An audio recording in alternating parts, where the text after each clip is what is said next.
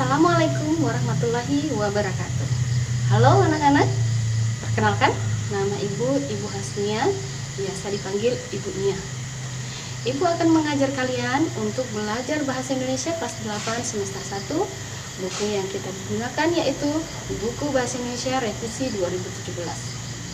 Baik, kita mulai pembelajaran hari ini. Pada kegiatan hari ini, kompetensi dasar kita adalah 3.1. Mengidentifikasi unsur-unsur berita, membanggakan dan memotivasi yang didengar dan dibaca.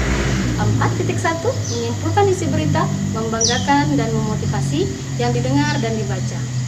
Berdasarkan kompetensi dasar tersebut, maka tujuan pembelajaran kita adalah 1. Memahami pengertian dan ciri-ciri berita. 2. Mengidentifikasi unsur-unsur teks berita yang kamu dengar dan kamu baca. 3. Menyimpulkan pokok-pokok isi berita yang dibaca dan didengar. Nah, pembahasan hari ini kita mempelajari tentang teks berita.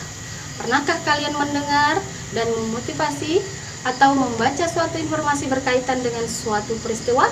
Nah, itulah yang dimaksud dengan berita.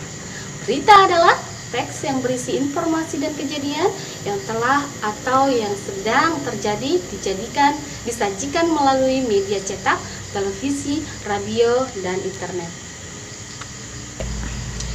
Berikutnya, teks berita memiliki beberapa ciri. Yang pertama, faktual.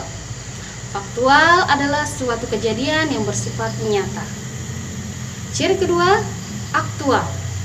Aktual adalah suatu kejadian yang bersifat nyata dan benar-benar terjadi, yang lagi hangat dibincangkan atau yang kekinian atau baru. 4. Ciri selanjutnya adalah unik dan menarik. Teks berita hendaknya unik dan menarik, berbeda penyampaiannya dan dikemas dengan menarik. Ciri keempat yaitu teks berita berpengaruh bagi masyarakat luas. Dan yang kelima, terdapat waktu dan tempat kronologis kejadian. Dan ciri terakhir, teks berita juga objektif atau benar terjadi. Berita yang sebenarnya yang tidak dipengaruhi oleh opini pribadi. Sekarang kita akan berbicara tentang unsur 5W1H. Yang pertama adalah unsur what. Peristiwa apa yang terjadi? Misalnya, padatnya peristiwa Merak. 2. Unsur wow. Siapa yang mengalami peristiwa itu? Misalnya, truk-truk mengangkut barang sembako.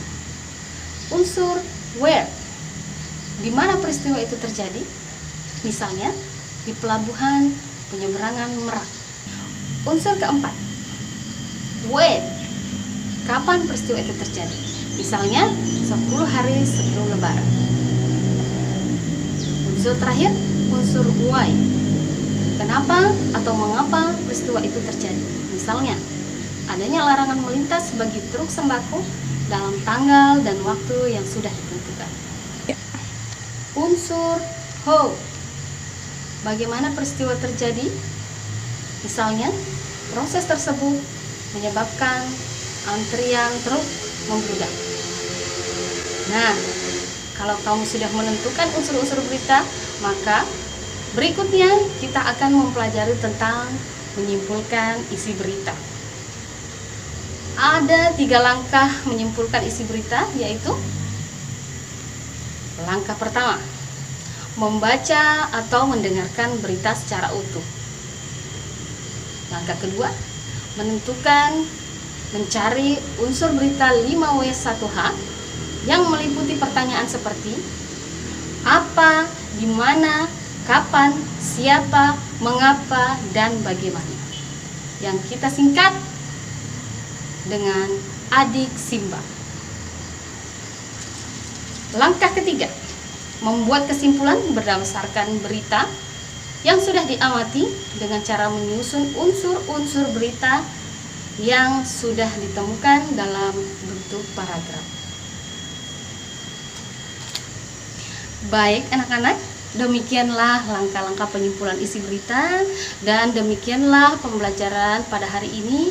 Kita akan berjumpa kembali pada pembelajaran berikutnya. Wassalamualaikum warahmatullahi wabarakatuh.